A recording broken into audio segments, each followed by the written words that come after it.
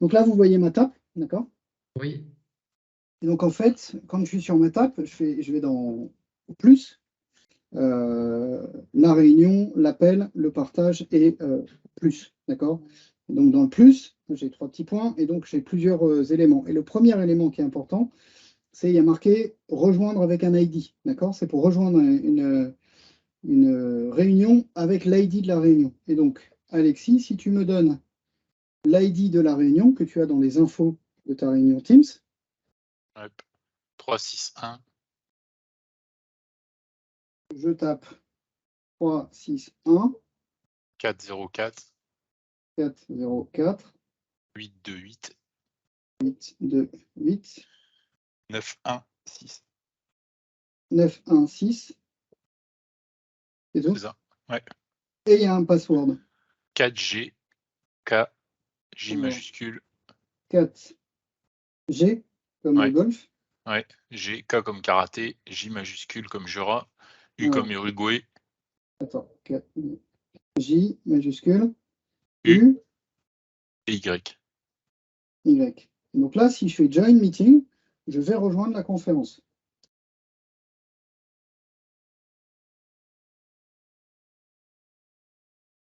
Je coupe le son et là, on voit que je suis.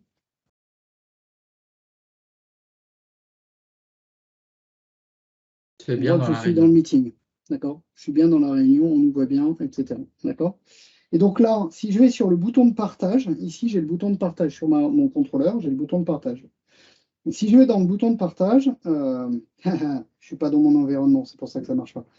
Dans le bouton de partage, si j'étais dans mon environnement, là, il me demande de connecter quelque chose en HDMI. Et si j'étais dans mon environnement, il me demanderait ici en plus, il me rajouterait la possibilité de partager un tableau blanc. Tu veux qu'on switche dans ton environnement? Non, je vais faire mieux. Donc, je vais quitter la réunion. Ah oui, tu vas joindre un meeting que tu as créé. Voilà, je vais créer un meeting en live. D'accord, Ah oui. donc là, je rejoins la réunion en live. Et je vais dire que je veux partager. Là, on voit qu'en fait, j'ai deux icônes au lieu d'une. D'accord? Donc, la deuxième icône, c'est un tableau blanc. Et si je fais partager, eh ben, j'ai toujours invite, etc. Mais là, on voit que effectivement, j'ai mon tableau blanc. D'accord? On le voit bien, mon tableau blanc? Oui. On voit bien que c'est un tableau blanc. Et si effectivement, j'appuie sur le bouton, eh ben, je peux commencer à écrire sur mon tableau blanc. Et donc, en fait, ça, c'est une nouveauté de la dernière version de la MTR Windows. D'accord? C'est une 4.5.15 quelque chose. Et donc, cette nouveauté de la 4.5.15, c'est justement d'avoir la capacité à avoir un tableau blanc, de pouvoir utiliser la règle. Et donc, quand j'utilise la règle, ben, je peux faire un... Voilà. Donc là, j'utilise un tableau blanc normal et je peux le déplacer, etc. Les gens qui sont dans le même environnement que moi, qui sont dans l'environnement de ma MTR, peuvent voir ce tableau blanc. Aujourd'hui, le tableau blanc est limité à une organisation. C'est-à-dire que moi, cette MTR, elle est dans une organisation.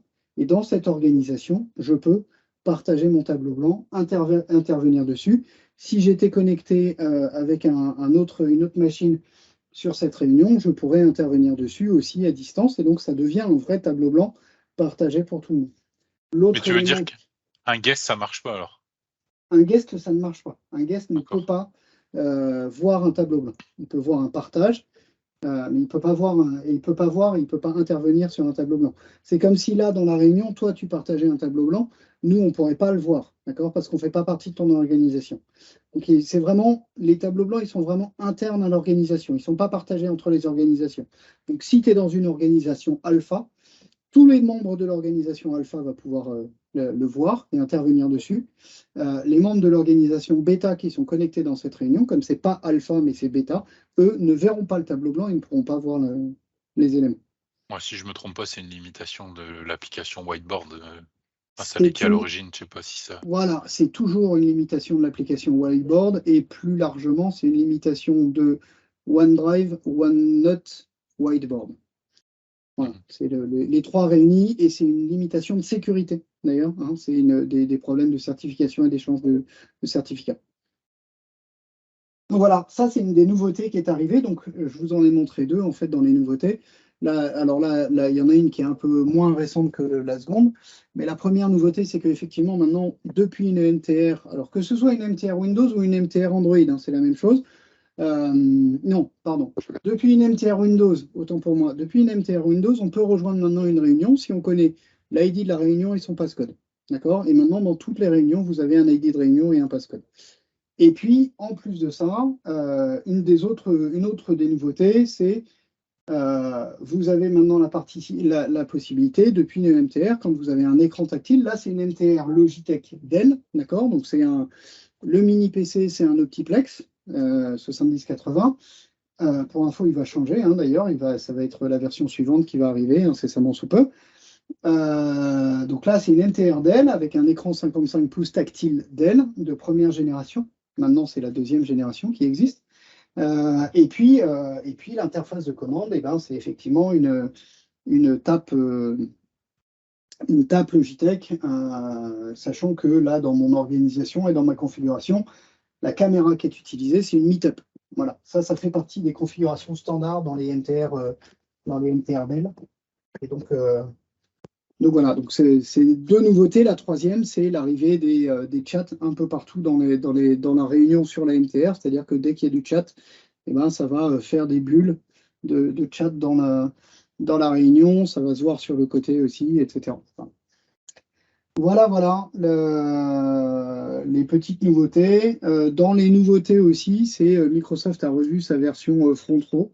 Donc, Front Row, il l'appelle en avant côté en traduction française, ce qui ne veut strictement rien dire, donc on va rester à Front Row. Et donc la manière de changer Front Row, voilà à quoi ça ressemble. C'est pas joli, mais maintenant, en fait, on a juste un bord de l'écran et la galerie en dessous.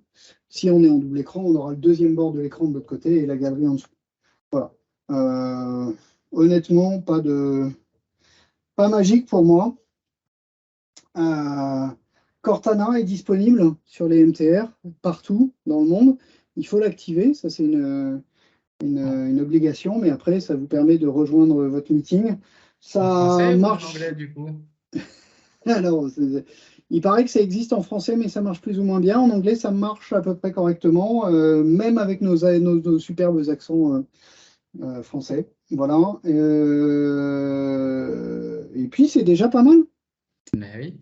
Hein, dans le monde de la MTR. Alors, il faut savoir que sur la partie Android, donc ce que je vous ai montré là en MTR Windows, et ben, ça existe aussi, ça va exister en fait sur la partie Android. L'application est en cours de validation. Donc, ça incessamment sous peu, on pourra revoir. Alors, hop, je vais quitter la réunion avec ma MTR. Et donc, incessamment sous peu, effectivement, on pourra avoir cette capacité aussi depuis la MTR Android de lancer le tableau blanc. Et alors, la différence, c'est que ce que vous avez vu, c'est que quand je suis sur une MTR Windows, si je veux faire partager, alors il y a un élément que je ne vais pas tester, tiens, on va tester d'entrée de jeu. Voilà. Si je veux faire partager depuis une MTR Windows, il faut que je sois connecté à un meeting. D'accord? Si je veux partager un tableau blanc, ça c'est une obligation. Quand j'appuie sur le bouton partager alors que la MTR n'est pas en réunion, eh ben, je me retrouve sur partager en travers d'un HDMI. Sur la MTR Android, ce qui est un peu différent, c'est on pourra lancer le tableau blanc directement depuis l'écran de démarrage. Voilà. Sachant que pour l'instant, ça n'est pas encore disponible. Ça va arriver, c'est en preview chez Neat. C'est en preview chez... Alors, je ne sais pas chez Yealink. Je sais que c'est en preview pour ceux qui sont dans les programmes de preview, donc Neat et Polycom. Poly HP maintenant. Chez nous, ça ne l'est pas encore. Donc, chez nous, Logitech, ça arrivera un peu plus tard. Et voilà. Et donc après, ça sera disponible sur l'ensemble des MTR Android aussi. Voilà, c'était pour les petites nouveautés que je voulais annoncés qui sont dispo et qui sont utiles dans les réunions. Cool. Merci Edo. Pour info, j'ai enregistré comme ça. En fait, c'est peut-être pas plus mal aussi de le faire en mode discussion. Et puis, j'ai vu, c'est pour ça que j'ai vu, c'est pour ça que j'ai t'as scénarisé un retravaillé. petit peu plus. Voilà. Ouais, mais comme scénarisé, ça permet de cutter et puis de faire un truc un peu moins formel. Donc Ouais. c'est bien aussi. Ouais, ce qu'il faut savoir, tiens, sur la partie MTR Android, c'est qu'on va bientôt les écrans 4K vont être supportés. Ça va arriver avec NIT, entre autres. Ça va arriver avec Poly aussi sur leur X-Series. Voilà, les studios X, donc X30, X50 et X70. C'est pas dispo chez Logitech et ça ne devrait pas l'être a priori. Mais voilà, il faut le savoir, il y a le support 4K qui arrive sur la partie Android. Ok. Quand tu dis ça ne l'est pas chez Logitech, mais en même temps, Logitech fait pas forcément d'écran. Non, mais en fait, alors ça veut dire quoi? Ça veut dire que tu peux pas dire à une MTR Android Logitech de faire de la 4K. D'accord. Il va Ok. forcément Ah faire oui. du 1080. Ah ok, C'est ouais. forcément D'accord. du Full HD. Et ce pour des raisons de performance, en fait, de notre côté. C'est-à-dire qu'on préfère optimiser les performances plutôt que l'écran, sachant que globalement, on a peu de différence entre le 1080 et la 4K, surtout qu'on est limité en termes de réseau. Donc, on n'en verra pas de la 4K sur le réseau. Donc, Non. la seule différence, c'est quand on fait de la présentation en local où on est en Full HD au lieu d'être en 4K. Mais quand on est en réseau et quand on est dans une conférence, de toute façon, il n'y a pas de 4K, clairement. Ça s'entend, hein, clairement. Ouais, oui, pour des raisons de réseau, effectivement, ça s'entend. Ouais. Après, Voilà. il pourrait y avoir un choix de fait et de dire on sort une nouvelle machine plus performante qui permet de gérer la 4K. Mais après, bah, forcément, c'est pas le même coût non plus. Donc, c'est une Il y a question de ça. position de prix aussi. Alors, il y a ça. Alors, en fait, chez nous, si je reprends la partie Logitech, chez nous, ce qui est important pour nous, c'est que la machine soit le plus stable possible. D'accord? Donc, les performances, on va d'abord les dédier au transcoding avant de le dédier à du rendu visuel de très haute qualité. Après, c'est pas lié au processeur, parce que les processeurs que nous avons sont les processeurs qui étaient les plus performants à l'époque. Et ils sont et on n'est pas de la même en fait on est la dernière génération de processeurs, c'est-à-dire qu'on est les dernières MTR qui sont sorties en Android. Donc on est de la dernière génération de processeurs, c'est du Qualcomm, hein, mais voilà, comme chez tout le monde, hein, faut pas il n'y a pas de débat là-dessus, tout le monde est en Qualcomm, la seule différence c'est qu'on a un processeur qui est un peu plus performant que les autres parce qu'on est arrivé en dernier et donc on a pris un des derniers processeurs. Mais par contre, effectivement, le truc, c'est que comme on préfère la performance à la 4K sur la partie écran, ben voilà. On a fait une Clair. limitation de ce principe-là. Et ce sera la même chose a priori, ça risque d'être. Alors, là, pour le coup, c'est une extrapolation de ma part qui n'engage que moi et personne d'autre, et surtout pas Logitech, mais ça ne devrait pas être le cas non plus dans les versions futures de l'OS.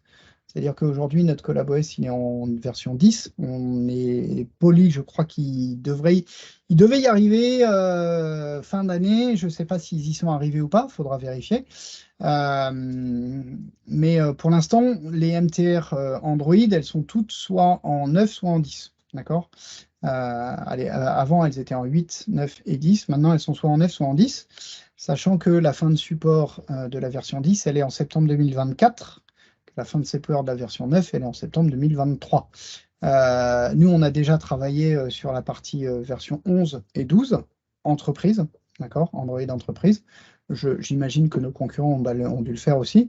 On a des protos fonctionnels hein, chez nous, mais ça reste du prototype. Hein. On n'est pas en prod, ça ne va pas sortir demain, je ne prends aucun engagement là-dessus. Je ne me permettrai pas de le faire. Je sais qu'on a déjà travaillé sur le sujet, qu'on a déjà des protos qui fonctionnent. Ceci étant, pour que ça fonctionne, il faut aussi que nos partenaires fonctionnent, et ce n'est pas forcément toujours le cas. dans l'ensemble de nos partenaires. Ils ne sont pas tous prêts à ce qu'on passe sur ces versions ultérieures. Mais par contre, je sais, j'ai cru comprendre, je sais pas, j'ai cru comprendre, et encore une fois, hein, c'est une extrapolation de ma part et uniquement de la mienne, j'ai cru comprendre que ça resterait en 1080p pour des questions de performance. Voilà. Cool, merci pour toutes ces infos. Kevin, tu as un sujet particulier à présenter ou... Au moins deux. Ouais. Ouais, j'en ai au moins deux.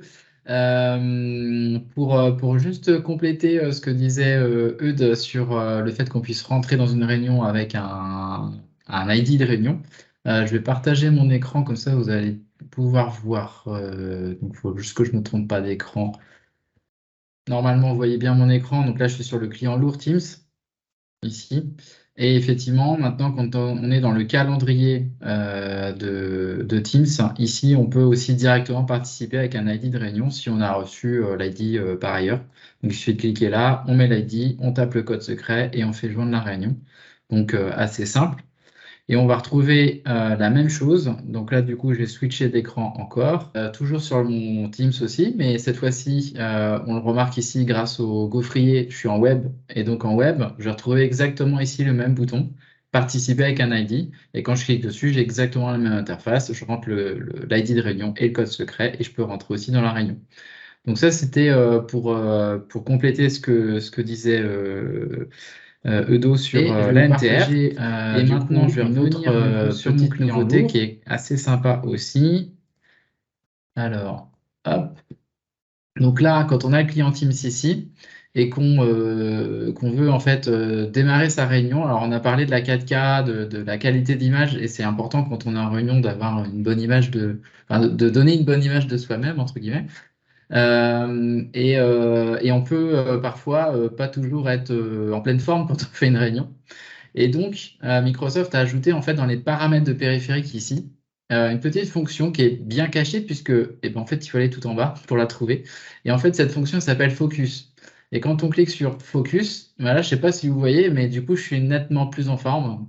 C'est-à-dire que au niveau des cernes que je peux avoir quand il y a on va dire les ombres liées à la lumière sur mon visage, du coup, tout de suite, je parais plus fatigué. Alors que là, c'est quand même plutôt pas mal. Je l'enlève, là, vous voyez, du coup, et je la remets.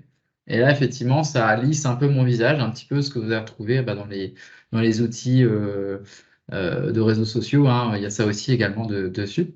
Donc, moi, je trouve que c'est plutôt bien vu d'avoir ajouté cette fonction-là. Et puis, on a aussi ici hein, la luminosité pour avoir un visage un peu plus clair aussi également en réunion.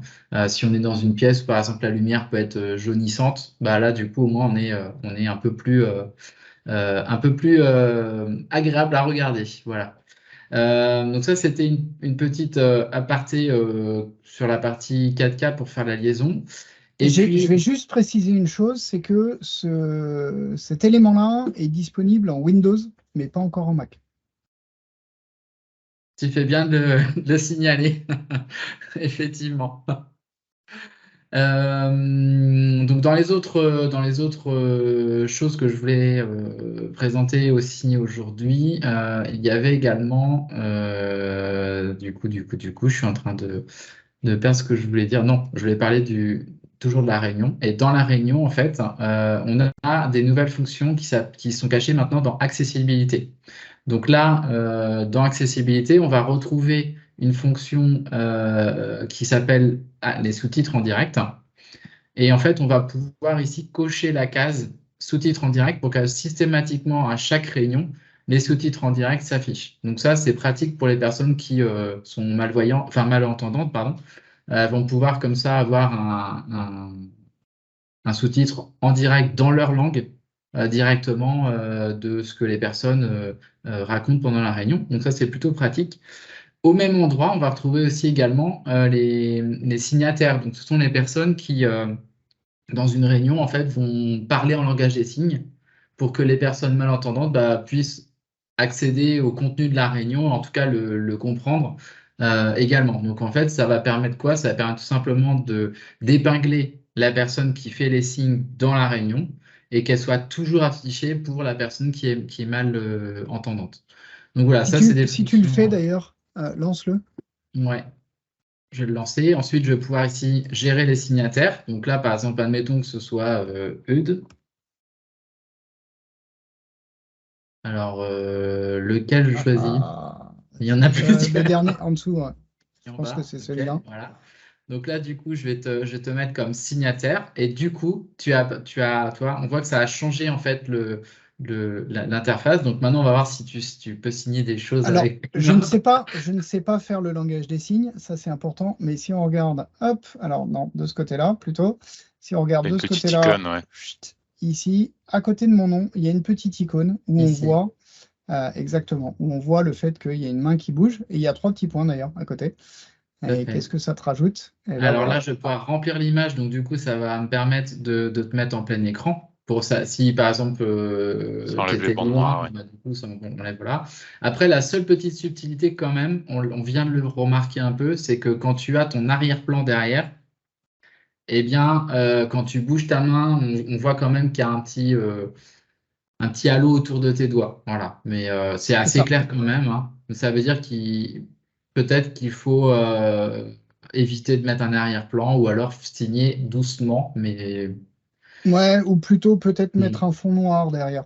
ouais, Donc avoir derrière soi un fond noir pour ne pas utiliser d'arrière-plan. voilà. Et Donc ça, c'est d'ailleurs, une fonction dans les options, tu peux aussi me supprimer de... tout à fait. Ne plus te euh, définir comme signeur. voilà. Donc si je fais ça, du coup, hop, on revient donc tous les trois. D'ailleurs, tu as changé de place, tu es passé à droite de l'écran, du coup. Et du coup, ouais, c'est plutôt pratique en fait finalement. Donc ça, Hyper c'était intéressant. ouais, en réunion. Du coup, dans les autres éléments de réunion également, il y a aussi la transcription de réunion. Transcription de réunion, c'est ici. Donc en fait, ça permet quand on l'active tout simplement, eh bien, d'avoir sur la droite de l'écran, là, un peu comme le chat finalement, mais là, ça va être le texte de tout ce que chacun d'entre nous va raconter pendant la réunion. Et à la fin de la réunion, on aura en fait un rapport de la réunion. Alors, à ne pas confondre avec Teams Premium, ça, c'est pas une fonction Teams Premium, c'est une fonction standard, on va dire. Et dans cette transcription, à la fin, on aura un fichier Word qui contient tout le texte de ce qui a été dit et par qui il a été dit pendant la réunion. Donc ça, bien sûr, ça marche quand on est individuellement derrière son PC avec son micro allumé et qu'on parle. Si on est tous dans une salle de réunion et qu'on n'a pas un système intelligent de salle de réunion qui va savoir identifier chaque personne autour de la caméra, enfin du matériel de visio. On ne saura pas qui vraiment a parlé, on saura juste que la salle a dit et le texte associé à ce qui a été dit dans la salle. Voilà. Mais c'est déjà pas mal et ça permet notamment de faciliter la rédaction des comptes rendus de réunion. Moi, chez certains clients, du coup, on a activé ces fonctionnalités-là parce qu'ils avaient des besoins justement d'améliorer la productivité de la création du compte-rendu de réunion, qui pouvait prendre jusqu'à 2 semaines après la réunion. Et là, grâce à cette fonction-là, du coup, c'est quelques heures à peine de relecture, parce que parfois l'IA, comme vous avez pu le voir tout à l'heure, confond encore certains mots en fonction de la prononciation qu'on va avoir aussi. Et du coup, bah, avant de rendre le compte rendu et de le diffuser à tout le monde, il est toujours pertinent de le relire et corriger en fait les petites coquilles qu'il pourrait y avoir dedans. Et puis aussi donner peut-être un petit peu de contexte en début et en fin du compte rendu qui a été saisi par l'IA, de manière à avoir un vrai compte rendu de qualité. Mais en tout cas, voilà, ça c'est une fonction qui est vraiment intéressante. Et si effectivement on enregistre la réunion en plus, au format vidéo, le transcript de la réunion va aussi nous permettre ultérieurement de pouvoir rechercher dans le contenu de la vidéo un mot-clé. Et on aura en fait la timeline on va dire, de la vidéo et les moments exacts dans la vidéo où le mot a été prononcé et on saura en plus par qui il a été prononcé. Et quand on clique sur le mot dans la timeline, ça nous emmène exactement à l'endroit de la vidéo où le mot a été prononcé et ça lit la vidéo à ce moment-là. Donc, ça permet de gagner du temps vraiment concrètement sur les réunions. Et l'autre avantage, c'est que si j'ai pas assisté à la réunion et que je me dis, bon, je sais que voilà, j'ai pas pu assister pour X raisons, je peux retourner dans la vidéo, chercher les mots-clés qui m'intéressent pour aller directement au passage de la vidéo qui me sont intéressants.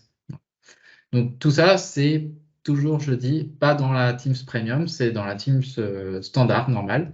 Et du coup, c'est disponible, donc autant en profiter. Voilà. Pour J'en les réunions. profite pour revenir, Kevin, je me permets de te couper parce qu'il y aura probablement peut-être des questions un jour ou l'autre là-dessus. Est-ce qu'il y en a un de vous deux qui peut résumer rapidement ce qu'est Teams Premium? Parce que je pense que tout le monde ne sait pas ce que c'est. Alors, Teams Premium, en fait, je me permets, parce que j'ai un petit peu regardé le sujet. Teams Premium, en fait, c'est des add-ons supplémentaires. Alors, déjà, c'est un add-on payant.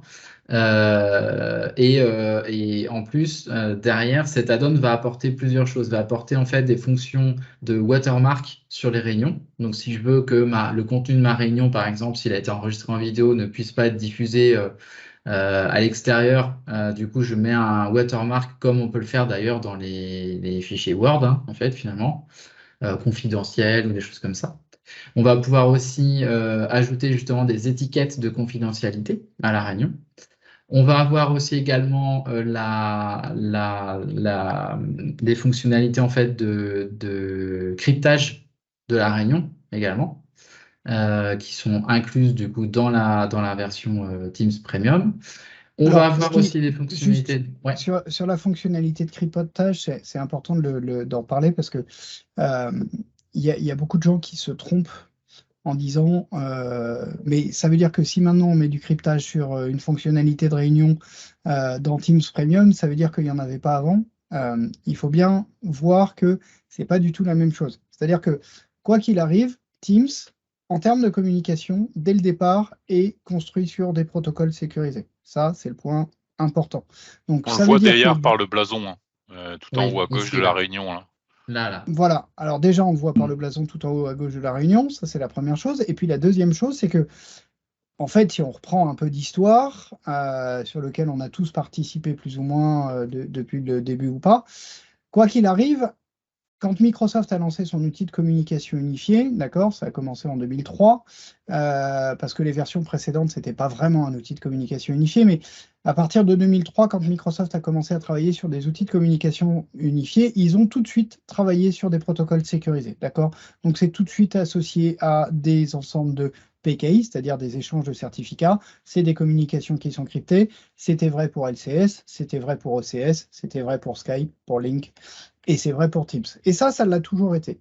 Donc là, les fonctionnalités de cryptage qu'on rajoute ne sont pas des fonctionnalités de cryptage de la communication, elle est toujours aussi cryptée, c'est surtout qu'on rajoute des fonctionnalités de cryptage sur l'environnement. Ça veut dire que maintenant, cette fonctionnalité de cryptage qu'on a rajoutée dans Teams Premium, c'est sur l'environnement. Ça va me permettre de sécuriser la réunion sur mon environnement et de me donner accès aux transcripts de la réunion, etc., et aux différents contenus de la réunion et à l'intelligence de la réunion, que soit à des gens que j'aurais décidé, soit à une organisation que j'aurais décidé. Ça n'existait pas avant. C'est-à-dire que je faisais un enregistrement de la réunion, je prends la vidéo, je la plug quelque part et boum, ça marche.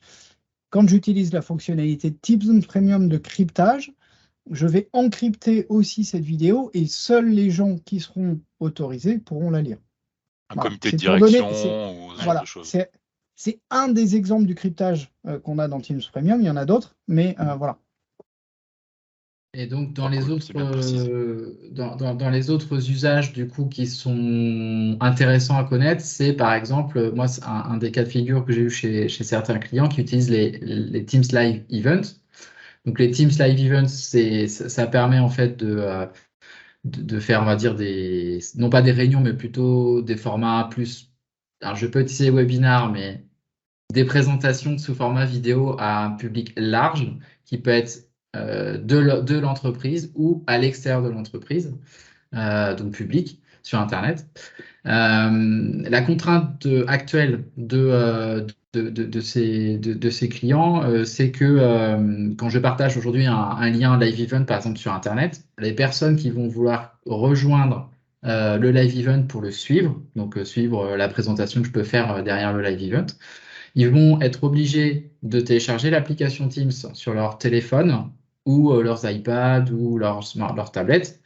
Et donc ça peut être une contrainte parce que si je m'adresse à un public qui n'est pas hyper technophile, ils vont peut-être pas être en mesure de savoir installer l'application Teams, tout simplement. Eh bien, Teams Premium répond à ce cas de figure-là, puisque du coup, Teams Premium va apporter la fonctionnalité du coup de diffusion d'un live, enfin d'une réunion, pardon, Teams, sans installer Teams sur le device sur lequel on le regarde. Ouais, c'est probablement, alors j'ai pas les détails exactement, mais c'est probablement en utilisant le service Azure Communication Service. Moi, j'avais eu l'occasion de le faire pour des clients où ils voulaient personnaliser et justement, par exemple, faire des réunions avec des personnes externes, avoir un peu de branding particulier. Je crois que maintenant, on peut le faire avec Teams Premium, donc c'est plutôt une bonne chose. Oui, tout à fait. Dans Teams Premium, en fait, dans les webinars, on va avoir justement, parce qu'on avait déjà les webinars dans Teams normal, là, on va aller un cran au-dessus. C'est-à-dire que du coup, ils ont vraiment pensé la fonction de webinar de A à Z. C'est-à-dire que maintenant, on va avoir, ça va commencer de la création du webinar, l'intention de faire un webinar avec l'invitation. On va pouvoir la customiser vraiment avec la marque de l'entreprise et faire quelque chose de professionnel, on va dire.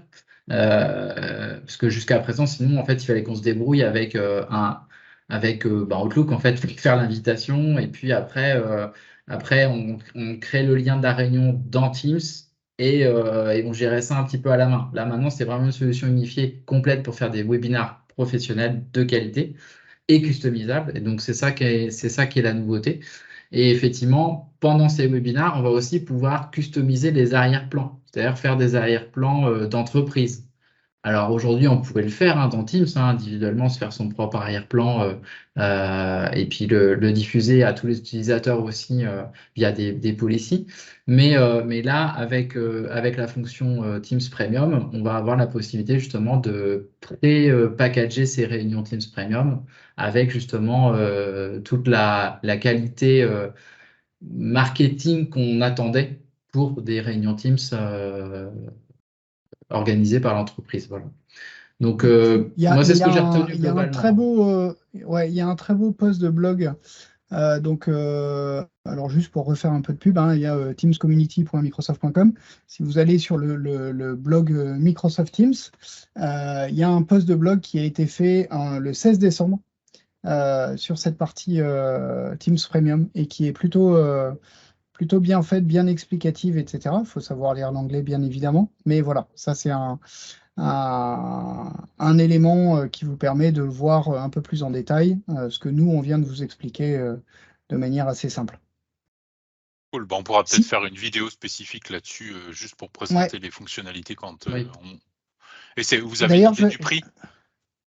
Il me semble que c'est autour de 10-15 euros, je crois, par mois et par utilisateur, un truc comme ça. Je me souviens pas. Mais j'aime pas parler de prix. je sais pas Mais si la en réalité, euros, c'est des qu'à un moment, dollars, va mais, falloir payer. Donc, bon, il faut qu'on Ouais, sache à peu et d'ailleurs, près. dans la réalité du paiement, il y a une autre licence qui est sortie. En fait, c'est pas une licence qui est sortie, c'est une licence qui a été rebrandée. Il existait une licence qui s'appelait Common Airaphone avant. Je pense que là, ça parle à tout le monde. Si je parle de Common Airaphone, c'est les téléphones de salle de réunion, les téléphones de hall d'accueil, etc. Donc, c'est un téléphone qui n'est pas associé à quelqu'un personnellement, c'est un téléphone qui est pour une zone commune. Et en fait, cette licence, elle a été renommée et maintenant, elle s'appelle Share Device. Et pourquoi elle s'appelle comme ça? Et ben parce qu'elle n'est pas associée que au téléphone. Elle va permettre aussi d'utiliser, par exemple, vous savez, à l'entrée des salles, souvent on a des écrans qui nous permettent de réserver la salle. On appelle ça des écrans de réservation de salle. Et il y en a certains qui sont compatibles avec Teams, qui s'appellent des Teams Panel. Et ben, Microsoft a renommé et a étendu la capacité de cette licence Share Device justement à ces Teams Panel parce que jusqu'à présent, les Teams Panel ne pouvaient être utilisés qu'avec une licence Teams Room standard ou Teams Room Premium. Les licences Teams Room, elles ont changé. Maintenant, il y a la Teams Room basique qui est gratuite, limitée à 25 partenantes. Et puis la Teams Room Pro qui est payante. 40 euros par mois et par salle. Alors, j'aime pas parler de prix, mais en voilà un. Et donc, cette licence Teams Room Pro permet d'avoir un Teams Panel. Par contre, si on n'a pas de MTR dans la salle ou si on a une Teams Room basique, on ne peut pas utiliser un Teams Panel. Donc, on peut rajouter cette licence Shared Device pour pouvoir utiliser ces écrans de réservation de salle. Voilà. Pour ceux qui nous écoutent et qui se disent « Ah, mais ça veut dire quoi en R4, ça veut dire quoi en R3, ça veut dire quoi en machin, etc. » Pour ceux qui nous entendent et qui nous entendent parler de R3, R4, etc. En fait, il faut savoir que chez Microsoft, il fonctionne par ce qu'on appelle des rings, donc des espèces des anneaux de déploiement. Et ces anneaux, ils permettent quoi? Et ben, en fait, c'est des environnements où on a des environnements de prod, ce qu'on appelle la R4, le Ring 4 en anglais. Et puis, qu'est-ce qu'on a d'autre? Eh ben, on a d'autres anneaux d'autres rings. Et donc, le ring 3, c'est le ring bêta. Le ring 2, c'est le ring dans lequel est tout l'environnement Microsoft. Le ring 1.5, c'est le ring de preview avancé pour les administrateurs des tenantes. Et le ring 1, c'est le ring de l'environnement des développeurs Teams. Et le ring 0, c'est les environnements de développement. Donc ça, c'est pour ça qu'il faut qu'on parle comme ça. Donc R4, c'est les rings de prod. Donc globalement, quasiment toutes les personnes qui vont nous écouter sont en ring de prod, sont avec des environnements de production. Ce n'est pas des environnements de développement, ce n'est pas des environnements de test de fonctionnalité, de validation de fonctionnalité, c'est vraiment des environnements de production. Voilà, c'est à ça que ça sert. C'est-à-dire que tous les développeurs, nous aussi chez Logitech, on a nos propres environnements qu'on appelle CAT, C-A-T, qui sont des environnements qui nous permettent de développer ou de valider certaines fonctionnalités ou de tester certaines fonctionnalités suivant Voilà, on a plusieurs niveaux d'environnement et donc il y a des fonctionnalités, typiquement si on est en environnement de développement, et ben, on va tester des fonctionnalités, donc on va en sortir et puis les retirer parce qu'en fait ça marche pas ou que ça va gêner sur la productivité ou ça va gêner sur les performances, etc. Et puis après, une fois qu'on a validé une fonctionnalité en développement et qu'on se dit ok, elle est bien, on va y aller, ben, elle va passer en pré-prod, puis en test de fonctionnalité, en test à grande échelle et enfin en production. Voilà. Et donc, Kevin, il est sur un environnement de prod. Voilà, merci beaucoup pour l'explication, Udo. Donc du coup, ce dont on parlait, en fait, c'est la possibilité en réunion, du coup, de pouvoir faire un sondage. Donc avant, ça s'appelait sondage, tout simplement, et c'était issu de Forms. Donc avec l'icône Forms, vous faisiez plus, et puis vous aviez l'icône Forms pour faire un sondage. Maintenant, ça s'appelle Polls, tout simplement. Et donc, quand on clique dessus, en fait, on va avoir, donc là, normalement, voilà, on a le sondage qu'on a fait juste avant. Et sinon, en fait, j'ai juste un petit bouton ici pour faire un nouveau sondage. Donc, je vais pouvoir ici cliquer dessus. Donc là, il me propose plusieurs modèles de sondage. Donc, ça peut être des nuages de mots. Alors, ça, c'est quelque chose d'important parce que je vois que tu as le doigt levé en arrière-plan. Dans certaines entreprises, pour avoir un nuage de mots, on utilise d'autres outils du type Bicast, par exemple, qui proposait jusqu'à présent, c'était le seul à proposer ça, les nuages de mots. Et maintenant, c'est intégré directement dans Polls. Donc voilà, ça peut être aussi, si vous n'avez pas encore acheté Bicast, eh bien, typiquement, vous pouvez utiliser maintenant les nuages de mots. C'est pas forcément obligé d'acheter des outils tiers tout le temps pour faire certaines fonctionnalités. Mais ça, c'est intéressant. Il y a un point important. Il y a un point important, Kevin, parce que la nouveauté, c'est pas tellement les polls comme ça, les sondages comme ça. Mais si tu fermes cette fenêtre-là et que tu reviens, voilà. En fait, en bas, on regarde en bas de l'écran, à côté de ta vidéo, exactement, on voit « Voulez-vous lancer un sondage instantané ?» Le fait de lancer un sondage instantané, ça c'est une vraie nouveauté qui a été annoncée en octobre, qui est de dire bah oui, je veux lancer un sondage instantané et les gens vont répondre par réaction, en fait. Et ça, c'est un vrai sujet. Voilà. Et donc, voilà. Est-ce que vous voulez avoir un enregistrement, enregistrer les noms, etc. Et donc, le fait de faire ça, c'est une vraie nouvelle fonctionnalité qui a été annoncée en octobre et qui vient de sortir dans les environnements Teams. Et là, ça prompte tout le monde. C'est-à-dire que et là, ça aussi, prompte vous avez tout le cet monde. écran-là, il n'y a pas que moi. Donc là, si je fais Voilà. yes, Et donc, voilà. Et si Alexis, par exemple, tu mets no et puis tu mets, je sais pas, yes ou no, on va voir du coup que le score va changer. Voilà. Donc là, on est passé à 33 et 67%. Et du coup, c'est en live, effectivement, on a directement le score de ce sondage-là. Voilà, et donc ça c'est important, parce que ça veut dire quoi? Ça veut dire que typiquement, dans une réunion, on va pouvoir poser la question, on va dire, bah voilà, en fait, moi j'ai une question, alors il y a 50 personnes dans la réunion, plutôt que chacun lève la main, baisse la main, machin, etc. Vous allez pouvoir poser votre question par oral et lancer justement cette partie sondage instantané, soit avec un yes ou no, soit avec un pouce en haut, pouce en bas, soit avec un cœur ou un cœur brisé. Et donc ça, c'est une vraie nouveauté aujourd'hui. J'ai un nouvel voilà, j'ai un nouveau sondage et donc bah, qui va répondre, comment et donc là voilà, on va voir que bah, il y en a un qui a baissé la main, les autres qui ont levé la main. Donc ça c'est important. Aussi c'est une des nouveautés. Donc c'est plutôt pas mal quand on est dans une réunion et qu'on veut un retour instantané sur une question ou quoi que ce soit. Voilà. Et c'est vrai que ça c'est plutôt bien. Alors après, on a aussi, donc ça c'est toujours, en fait, on a pas mal parlé de Teams Room, de réunion. On a aussi des nouveautés, alors qui vont peut-être faire débat. Donc cette fois-ci, je vais déplacer, hop là, mon écran ici. Et donc là, en fait, je vais chatter avec moi-même et vous allez voir. Donc, je vais mettre là, bonjour. Hop. Et dans le chat, jusqu'à présent, quand on avait un flux de chat, on ne pouvait pas supprimer les messages. Et ça, c'est nouveau, c'est sorti fin d'année. On a en fait ici maintenant la possibilité de supprimer le message qu'on a envoyé. Et quand on fait ça, en fait, alors bien sûr là, on a encore un petit peu de temps pour l'annuler, mais quand on supprime en fait des messages ou des conversations, du coup, on ne les voit plus non plus dans son fil des conversations récentes, parce qu'au bout de X années qu'on fait du Teams, on a dans les conversations récentes une multitude de conversations. Et effectivement, au bout d'un moment, ça peut gêner la vue, tout simplement, de la partie conversation privée. La possibilité de supprimer une conversation entre moi et une autre personne, du coup, donc je vais le faire par exemple, bah, je vais le faire, allez, je vais le faire avec